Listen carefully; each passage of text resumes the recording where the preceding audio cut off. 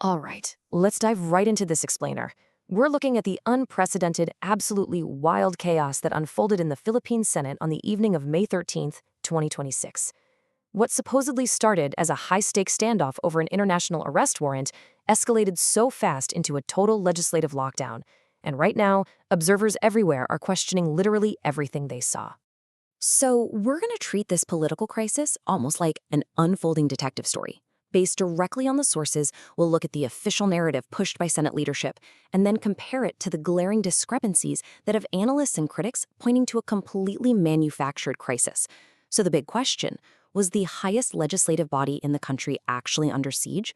Or were we witnessing a highly calculated piece of political theater? To really grasp the gravity of this, we have to set the scene. It's 7:48 p.m. Journalists and staff are literally running for cover as roughly 10 gunshots ring out inside the Senate. The building gets plunged into a total lockdown, ostensibly to protect Senator Ronald Bato de la Rosa from an unsealed International Criminal Court arrest warrant. Just minutes later, at 8:01 p.m., Senate President Alan Peter Cayetano jumps on Facebook Live, turns off the lights, and declares the institution is under attack. By 8:15 p.m., other senators, folks like Ime Marcos and Bong Go, launch their own live streams, frantically framing the whole night as a sovereignty crisis. Now here's where things get really, really interesting. Look at this incredibly tight 26-minute window between a massive constitutional event and the start of the gunfire. At exactly 7:22 p.m., the House of Representatives formally transmitted the articles of impeachment against Vice President Sara Duterte to the Senate. This carried a massive 257-vote mandate from the lower house. And then, boom. At exactly 7:48 p.m., just 26 minutes later, the mystery gunshots trigger this massive active shooter panic. That timing is the absolute focal point of the controversy. You see, under the Philippine Constitution, once the House transmits articles of impeachment, the Senate is mandated to proceed with the trial forthwith. Basically, that means immediately, right then and there. But the sudden active shooter panic allowed the Senate leadership to completely suspend the session. By plunging the building into a security emergency, they found a legal loophole to avoid this immediate constitutional obligation to read the articles against the vice president. Gaps in the official story, forensic and logical discrepancies. Let's look at what actually went down. The contrast here is just stark. You've got the immediate televised panic of the Senate leadership claiming they're under attack by armed intruders, right? But then you have cold, official denials from actual state security forces. The National Bureau of Investigation, the NBI, explicitly stated their agents were on a stand-down order and weren't even inside the building. The Philippine National Police, the PNP, denied firing any weapons. And late that night, President Bongbong Marcos Jr. issued a firm statement assuring the public that absolutely no state forces were involved in the shooting, and he gave no order to arrest Senator Bato. So when you map out the claims versus the actual facts, the evidence for an external attack completely falls apart. Check this out. Claim: armed intruders roaming the building. Fact: despite hundreds of police surrounding the perimeter, no intruders were ever captured, wounded, or even identified on security cameras.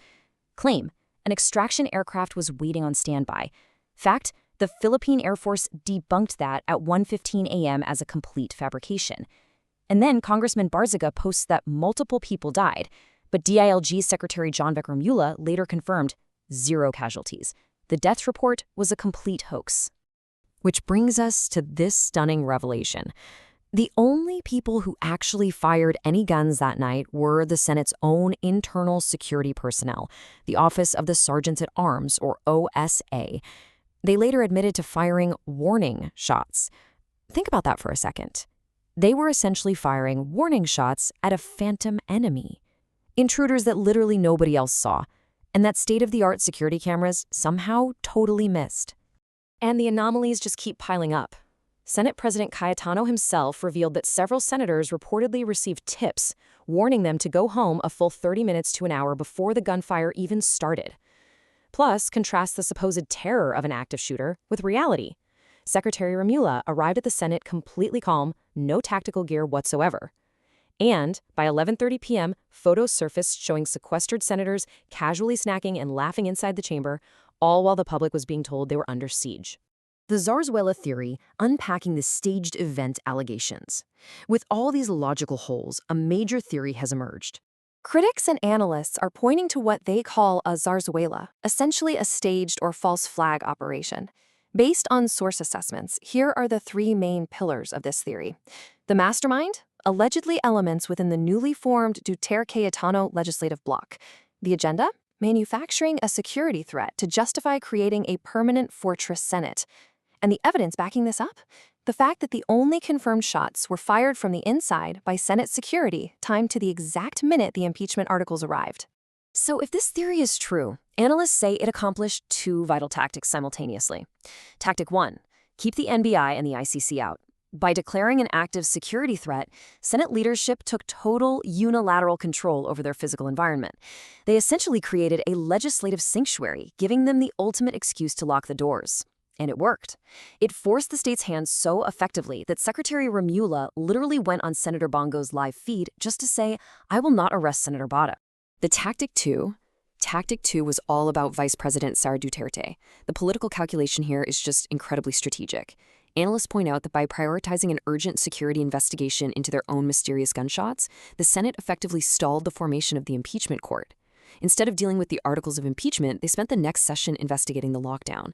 This maneuver expertly bought their Duterte political bloc critical time to regroup, completely sidestepping those 257 votes against her from the lower house. A fortress Senate, the future of accountability. So, what does this all mean for the big picture? If this really was a staged diversion, the ramifications are absolutely huge. First, it implies the Senate was unilaterally transformed into a sovereign sanctuary for an international fugitive. Second, it normalizes the militarization of a legislative building, literally using internal security guards to fire weapons just to create a panic. And finally, it deepens a massive institutional fracture between the Senate and the executive branch, which fundamentally undermines the basic principle of equal justice under the law. Which leaves us with this final, incredibly provocative thought.